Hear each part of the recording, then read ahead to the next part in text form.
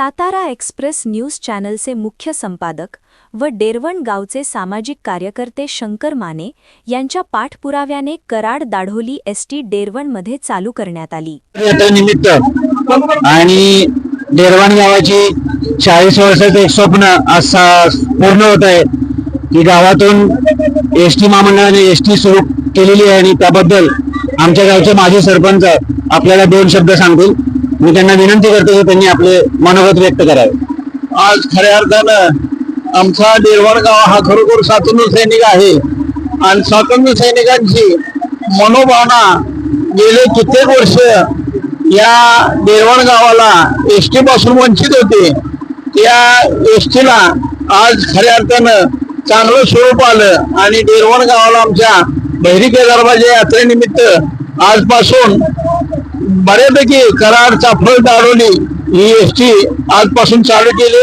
त्याबद्दल आमच्या सर्व डेरवण गावातील नागरिकांचं आणि एसटी महामंडळाच्या सर्व कर्मचाऱ्यांचं, एसटी चालक वाहक या सर्वांचं आमच्या गावाच्या वतीनं सुस्वागत करतो आणि त्यांचं सर्वांचं अभिनंदन करतो। आजपासून त्याचबरोबर या एसटी चालक किंवा चालू करण्यासाठी शंकर माने पत्रकार यांनी अतिशय चांगला प्रयत्न केला, त्याबद्दल मी आमच्या गावाच्या वतीनं त्यांचं सुस्वागत करतो आणि अभिनंदनही करतो।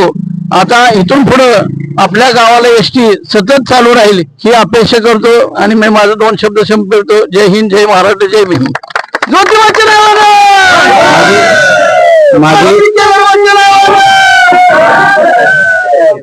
तसेच आमच्या गावचे आणि मुंबईचे रहिवासी आदरणीय संजयजी मानेजी हे आपले 2 गोष्ट मनात व्यक्त करतात।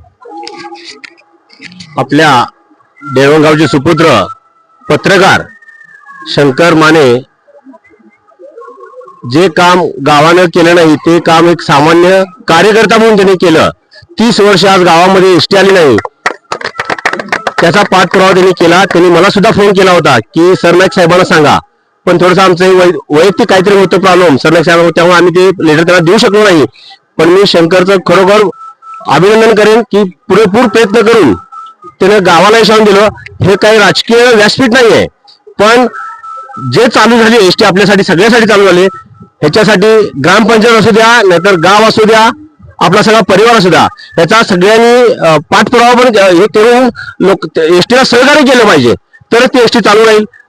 नाहीतर तुम्ही जाणार की आमचं वडाप आले तिकडे बसा, असं नाही चालणार। एसटीचीच वाट बघावी लागेल तर ती एसटी कायमस्वरूपी चालू राहील। आतापर्यंत चालू झाली होती साहेबांच्या काळामध्ये, त्यावेळेला सुद्धा असंच झालं की लोक वडापने जायचे आणि एसटी मध्ये बसायचे नाहीत। तर आता जे आरक्षण दिले महिलांना 30%, 40%, 50%, तर त्याचा महिलांनी त्याचा फायदा घेतला पाहिजे, पुरुषांनी त्याचा फायदा घेतला पाहिजे आणि अशी एसटी आपली चालू राहणं आज महत्वाचा दिवस होता।